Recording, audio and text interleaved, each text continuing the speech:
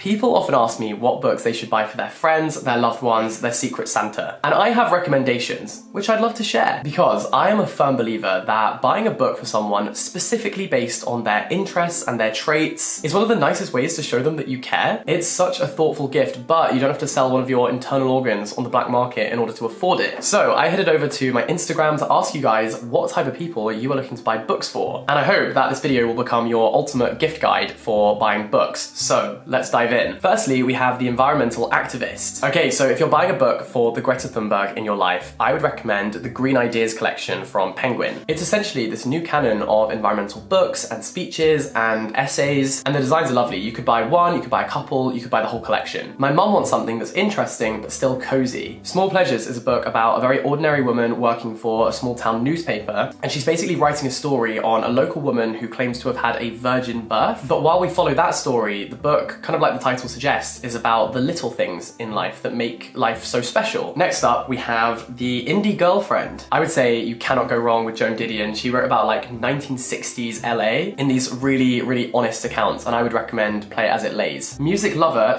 / producer in need to fall for a non-technical book. Love is a Mixtape was written by the editor-in-chief of Rolling Stones magazine, and it's essentially an elegy for his girlfriend who tragically died very young. And it's also about how music is just the soundtrack to our existences and how it intertwines with memories that we have and how music is so closely associated with times in our lives. So non-technical, but great for someone who has a passion for music, I would say. I need a book for my existentialist boyfriend. Okay, I would say get them something Russian, because they were going through it. Crime and Punishment is great. It's all about someone who murders an old pawnbroker and then has to live with it, and it's all about his different emotions that he goes through. Also, The Master and Margarita is bizarre, but quite wonderful. People who are secretly very nosy but don't want to personally intrude into someone's life. I have the perfect book for you, and that is Malibu Rising. This is fiction, so not real lives, but it follows the children of a world famous rock star, and they're hosting this massive party with everyone who's anyone, and it introduces all of these fictional celebrities and the dramas that they have in their lives, and the book kind of wades through everyone's personal scandals and their relationships. Lots of twists, and one for the gossip lovers. My friend who loves a thought-provoking Twitter thread or Medium article. Okay, I think they'd love No One Is Talking About This. It's an ironic title because I can't shut up about it. But the first half of this book is basically a very nuanced discussion about internet culture, specifically on Twitter, where there's kind of always a discourse about everything. And then the second half of the book is about a family tragedy in which the character just can't comprehend that something that is so massive in their lives doesn't have this public discourse going on like everything seems to on the internet, which she spends a lot of time on. She's so accustomed to that public discourse that the fact that no one is talking about this is really disarming, and it's a thought-provoking discussion about internet culture from someone who has a real affection for it and actually spends a lot of time online, rather than the classic book about the internet, which is just like everything online is bad and horrible and wrong and corrupting our brains. My boyfriend loves books about World War II, but also space. The perfect combination of those two things is Slaughterhouse-Five, which is a book about Kurt Vonnegut's own experience of being a prisoner of war in Dresden and the trauma that he experienced. And it's kind of his way of comprehending that trauma and the PTSD that he experiences. So he essentially imagines his captors as aliens who take him away to a different planet. But there you go, that kind of merges those two interests. A poetry-loving sister, Night Sky with Exit Wounds by Ocean Vuong is just dazzling as a collection. Someone who doesn't read much but really wants to get into it. I'm not joking when I say everyone I know who has read The Seven Husbands of Evelyn Hugo, whether they have been reading for years or just started, adored it. It's about a fictional celebrity who's kind of like the most famous woman in the world. It's about her life in the spotlight, all of the secrets and scandals that went on during her career, and it is truly such a page turner. Okay, the next one is someone who's too risky to buy a book for in case they already have it. I have some suggestions for you. Firstly, my Ink Outside the Box reading log, where you can keep track of every book you read, and then there's also these prompts to help you write a thoughtful review about the books that you're reading, and I think it's perfect for book lovers. Also, if they need to get organised, there's loads of beautiful stationery on the website, including these daily planners. inkoutsidethebox.co.uk, baby. And then secondly, this is stunning. And this is basically a collaboration between the Agatha Christie estate and Hunter Killer, who make these amazing murder mystery games that you can solve. And so this is a collector's edition, and it sets you your own Agatha Christie mystery to solve. So cool. So basically, Poirot's off sick, so it's your job to work out why this old philanthropist has been found dead in his bed. So all the clues and essential items that you need are in this box, and it's such high quality stuff. Like, look at this. There's a signet ring in here, there's also a hip flask, which is engraved, and you know, you could keep and display these things forever. So immersive, unlike any board game I've ever come across before. And what a fun and unique way to bring people together to play this. This would be such a special gift, just like all of the Hunter Killer games, and they very, very kindly sponsored today's video and given us a discount code. So you can use the code JACK10 to get $10 off at the link that I will leave down below, so go check it out. I cannot wait to play this with my family at Christmas. Now, I don't know how to top that, but some other bookish ideas that aren't books could be a nice bookmark from Etsy, or you can actually get these custom library stamps or embossers for your books, so you can customize your books. You can also get these book lights. My grandmother got me one for Christmas last year and I loved it. You could get some cool bookends for displaying books, or you could get them a blind date with a book, which is basically a book that you choose based on a little brief description, but you can't see the cover. And it's a cool way of discovering a new book that you might not have picked up otherwise. Or, next one's a great one. Someone who puts down a book if they don't enjoy the first chapter. I think maybe The Vanishing Half, because the book is set up in a way where you really want to know what happens. I can't imagine not finishing this, because we basically follow these two twin sisters who are black but could pass as white, and one sister chooses to live her life as a black woman and the other chooses to live as a white woman. So from that point onwards, we watch how their lives diverge and collide, and also how this impacts their children's lives. So I was hooked. Or also, you could try The Beekeeper of Aleppo. The beginning of this is fantastically written, but so heartbreaking. And the book has some great twists, so completely captivating. The Doomsday Prepper. And Then the End Will Come is sort of about the end times, but then it flips the idea on its head and encourages people to live in the moment. So it doesn't invalidate the belief in doomsday, but it suggests that maybe you use that energy in a more positive way. So check that one out. A book for people who are trained in literature and classics and are snobby about the books that they read. Hamnet is a book that I think will become a modern classic. It's historical fiction and it's this deep exploration of grief, and it's written in a really interesting way because it's about William Shakespeare, but it never actually mentions him by name. It really casts a spotlight on his family, and there were just so many lines that made my jaw drop. A book for a wannabe journalist. The Windrush Betrayal is a book about the hostile environment that was created by the UK government towards the Windrush generation. So it teaches you about that, but it's also about the power of journalism to uncover these things. And it's written by a journalist from The Guardian who exposed the whole thing. This person said, something sad and gay. A single man chronicles a 24-hour period in the life of a man who has recently lost his husband. He also talks about life living as a minority, and this book just broke my heart into tiny little pieces. Also, Song of Achilles is a Greek mythology retelling, and it fits the criteria of being both sad and gay, so there you go. Someone who loves dystopia but has already read every dystopia I can think of. Okay, so maybe try The Memory Police, which is a Japanese dystopia which has been recently translated. It's about an island in which things like birds, hats, ribbon all start to disappear from people's memories. So it's all about mind control, and the book centers on a group of people who decide to rebel against the system. And hopefully they haven't read it. If they have, I can only apologise. Oh, these two are really similar. So my best friend who exclusively listens to Taylor Swift, and then also a book for an introvert who loves Cats, Tea, The Fall, and Taylor Swift.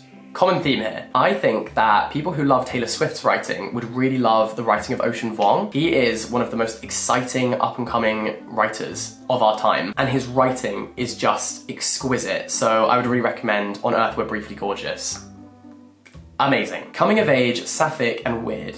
There is this completely unhinged book called Things Have Gotten Worse Since We Last Spoke, and it's about two women who meet on an internet chat room, and they have this relationship which has a sexual element to it, and they just bring out the worst in each other. And I read this all in one sitting because I was just so hooked. I needed to know what happened. Yeah, I couldn't put that one down. Horror lover who wants something a little bit twisted. The Dangers of Smoking in Bed is an Argentinian collection of short horror stories. Perfect for your friend who's an Edgar-allan-hoe, and I hope it passes the vibe check. A girl I'm trying to befriend who dresses greatly, has read Murakami, and is cool. I'm going to recommend Before the Coffee Gets Cold. It has that same classic Japanese style of magical realism that Murakami uses, and it's basically about this coffee shop where people can go back in time to speak to people they'd previously had confrontations with, but there's lots of rules. So basically everything they do in the past won't affect the present day, and they only have as much time as their coffee is warm. And this book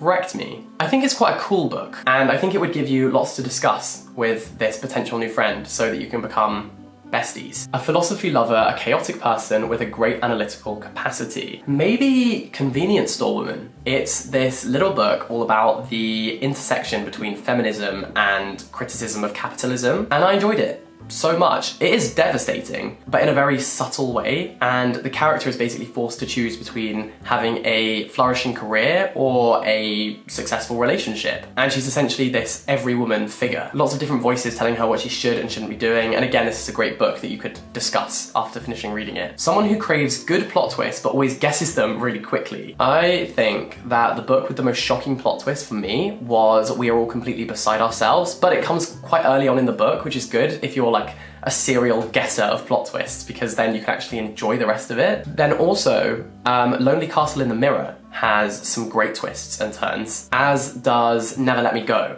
So a few options there. Hopefully one of them works. Loves maths, but also literature. Weird mix, I know.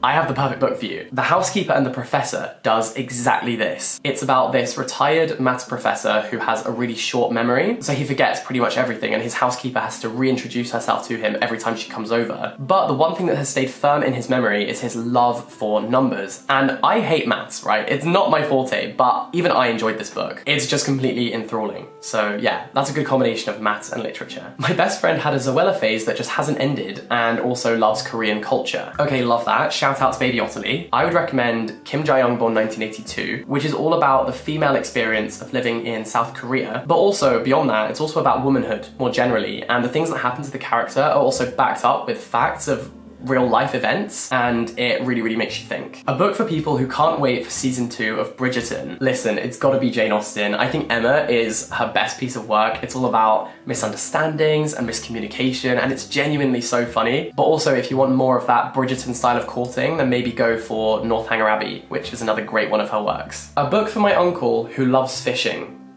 Weirdly, I have a few recommendations for you here. The Hungry Tide is set in India's tidal region, and it's all about the symbiotic relationship between fishermen and the water. Or you could go for Moby Dick, go a bit more classic, or The Old Man and the Sea.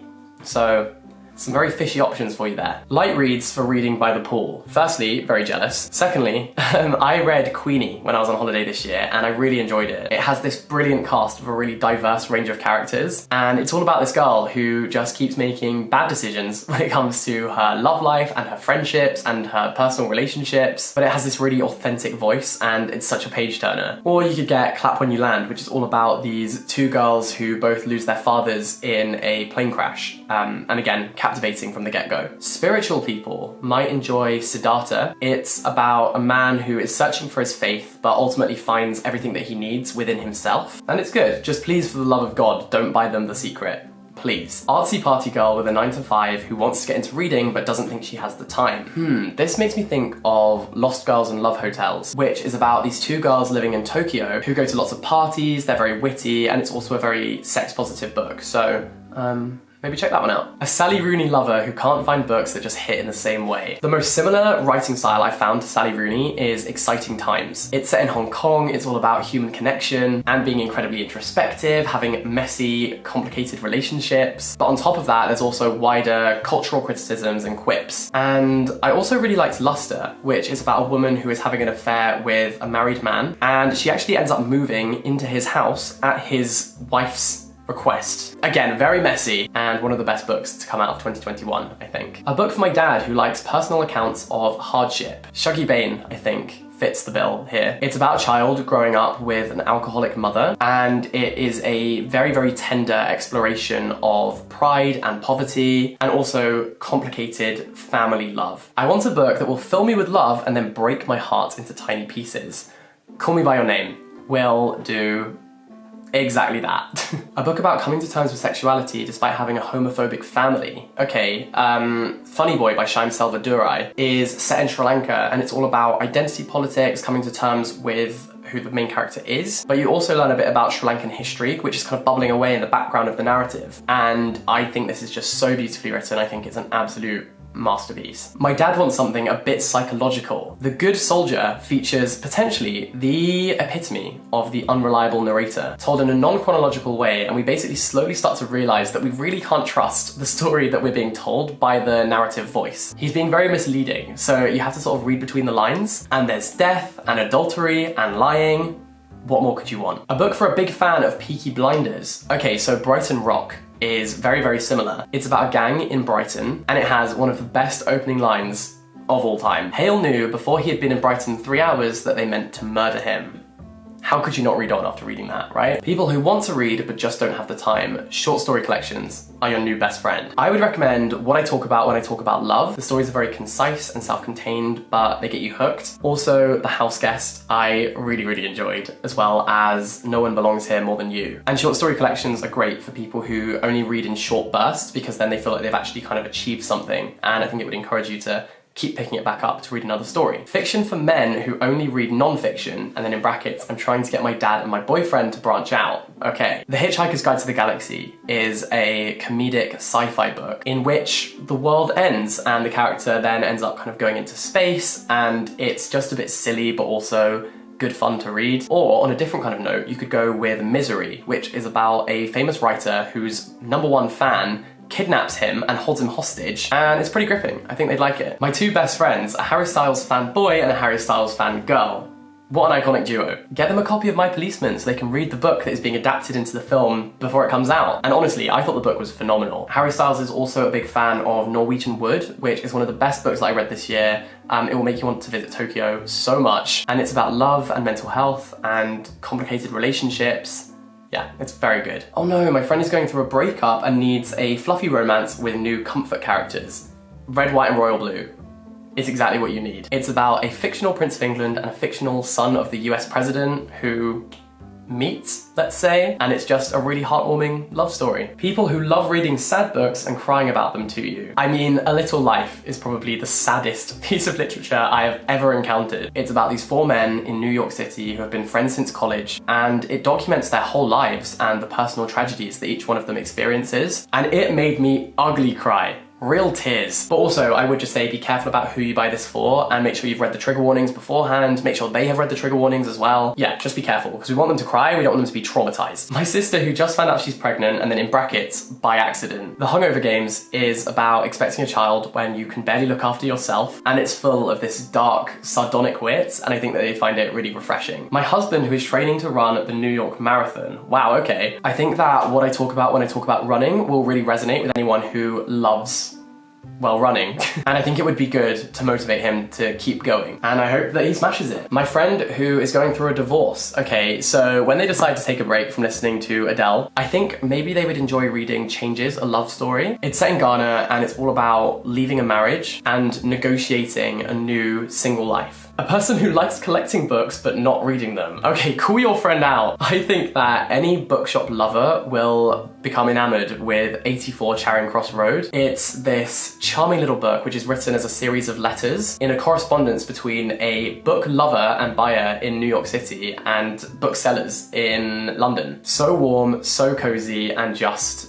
lovely. Depressed bestie who just likes reading books about women with depression. My Year of Rest and Relaxation basically details different types of depression, and it's about a woman who essentially decides to take a year of hibernation from the world. And it's so vividly written, you can really feel how pointless everything seems to her, but again, read trigger warnings for this before buying it. The person who is utterly obsessed with K-pop. I would recommend If I Had Your Face, which is an illuminating book all about modern South Korean culture set in Seoul. It's all about beauty standards. One of the characters is a huge K-pop stan. Okay, leading on from that, the next one says the BTS stan. The army is here. Okay, 2 options. Firstly, Demian really influenced the Blood, Sweat and Tears music video. And then secondly, Ursula K. Le Guin's The Ones Who Walk Away from Omelas really inspired the Spring Day music video. So if you can find that short story in one of her collections, I think they'd really love to learn more about it. I'm looking for a contemporary fictional book which touches upon racial criticism. Okay, Such a Fun Age is about a black woman who is babysitting a white child when she's essentially arrested at a local supermarket by the security guards who think she's kidnapped. kidnapping the child. And the book really centers around the messy nuances of privilege, but it's written in such a natural and vivid way that you just get completely lost in it. What to buy for a university fresher? Now, you all know that I love normal people. I think it's the perfect book for university-aged people,